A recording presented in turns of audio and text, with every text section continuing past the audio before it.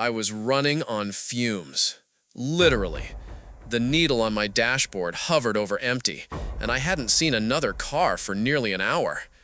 The two-lane road cut through endless pine forest. No lights, no houses, just me, and the quiet hum of my old Honda Civic, until even that hum started to sputter. I pulled over, praying I had a signal. 1 bar, barely enough to load a map. But then, a red dot blinked into view. A gas station, 20 minutes ahead. Relief washed over me, but something about it felt wrong. The map didn't show any roads branching out toward it, just trees and emptiness.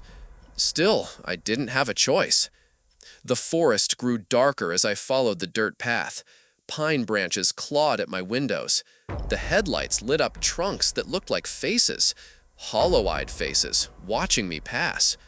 Then I saw it, a flickering sign. Gas. The letters were faded, almost peeling off. The building looked abandoned. Boards covered the windows.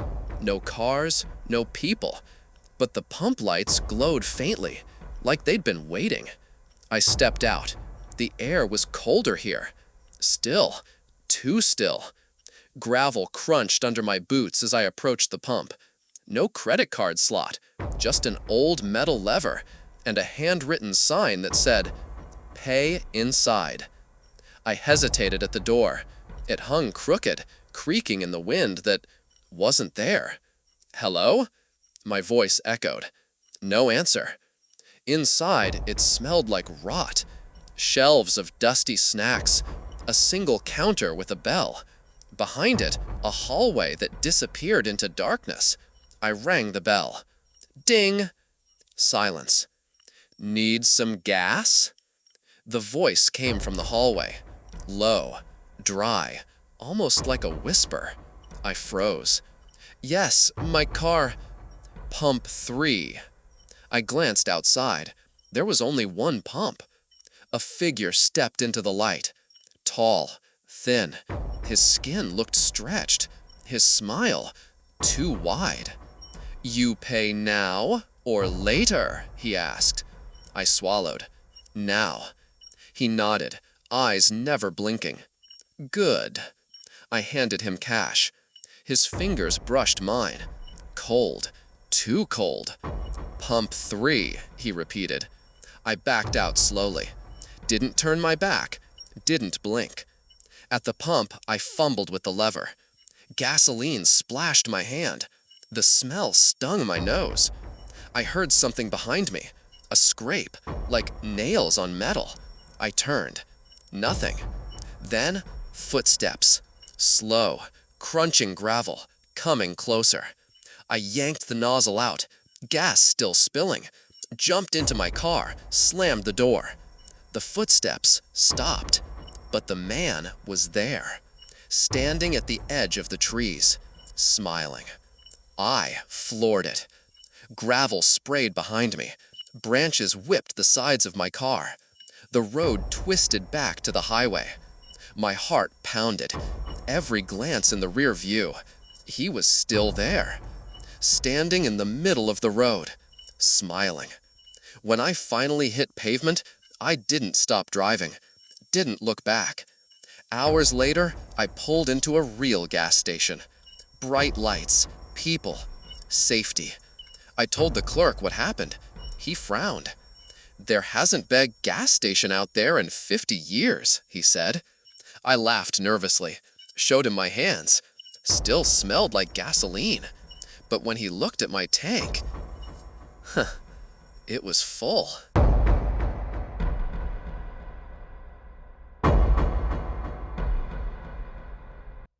The train tracks stretched for miles. Rusty, silent, forgotten. I'd been walking for hours. My phone was dead. The sun was gone. All that remained was a pale sliver of moon hanging over the trees.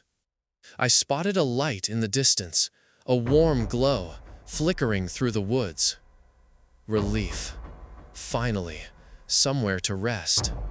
The closer I got, the stranger it felt. The house was old, Victorian, sitting alone by the tracks like it had been abandoned decades ago. But the porch light was on, swinging gently, creaking in the wind. I knocked on the door. No answer. Knocked again. Still nothing.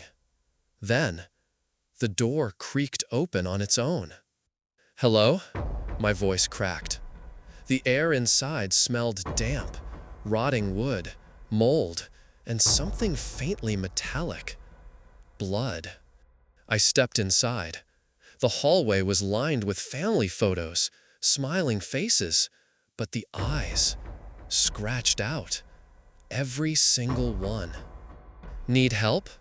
A voice drifted from upstairs, soft, childlike. I froze.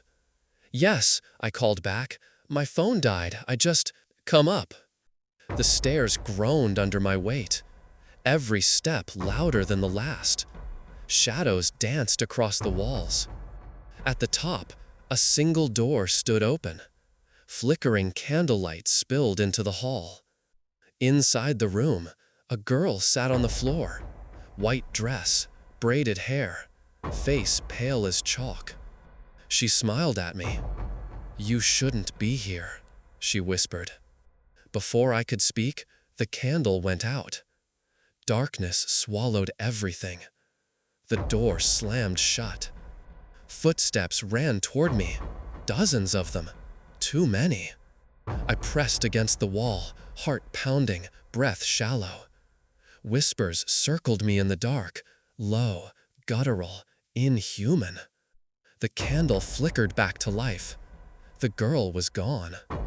But the room was full of people. Figures with blank faces, shadows where eyes should be, all staring at me. I bolted for the stairs. The steps felt longer now, endless. Hands grabbed at my shirt, cold fingers clawed my arms. I stumbled, nearly falling, until I burst through the front door. The tracks were glowing, bright white, blinding. A train roared past, horn screaming. But there were no tracks anymore, just dirt and silence. When I turned back, the house was gone, only trees and the wind. 2 days later, hikers found me wandering the forest road, mumbling about candlelight and faceless people. They didn't believe me. But at night, I still hear the train.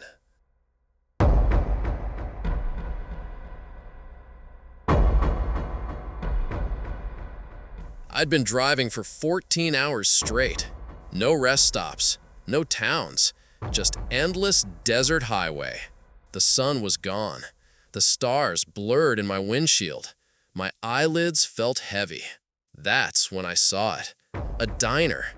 Flickering neon sign. Open 24 hours. The parking lot was empty. Too empty. But hunger, exhaustion, desperation. I pulled in anyway. Inside, it smelled like coffee and fried bacon. Classic booths lined the windows. Checkered floor. A jukebox humming softly in the corner. It felt normal, almost comforting. "Take a seat," a voice said. I turned. A waitress stood behind the counter. Old-fashioned uniform, bright red lipstick, smile too perfect.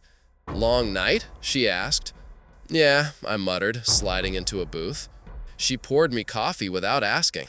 Hot, bitter, exactly what I needed. "Where you headed?" she asked. "Just trying to get home." Her smile widened. Home. The coffee tasted strange, metallic, almost sweet. My stomach churned. The walls seemed to hum, faint whispers coming from the jukebox. "Busy night?" I asked, glancing around. "No other customers." "Always," she replied. Her eyes didn't blink. I looked out the window. The parking lot was gone. No car, no road, just blackness, like the diner was floating in nothing. Where are we?" I whispered. The waitress leaned closer. Her breath smelled like copper. "You're home," she said softly. Every booth was suddenly full. Men, women, children, all pale, all staring, their mouths moving silently, whispers filling the air. I stumbled to my feet. The floor warped beneath me, checkerboard tiles twisting into spirals. The door was gone. Only mirrors.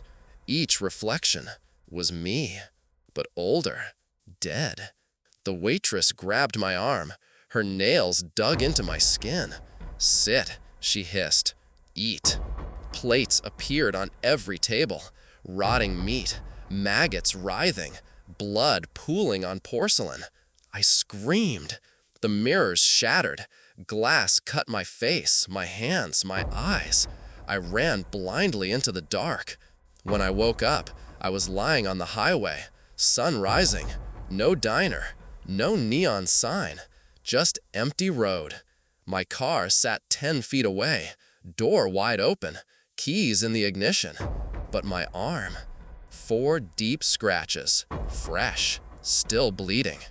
Truckers say, sometimes, if you're tired enough, hungry enough, you'll see that diner too.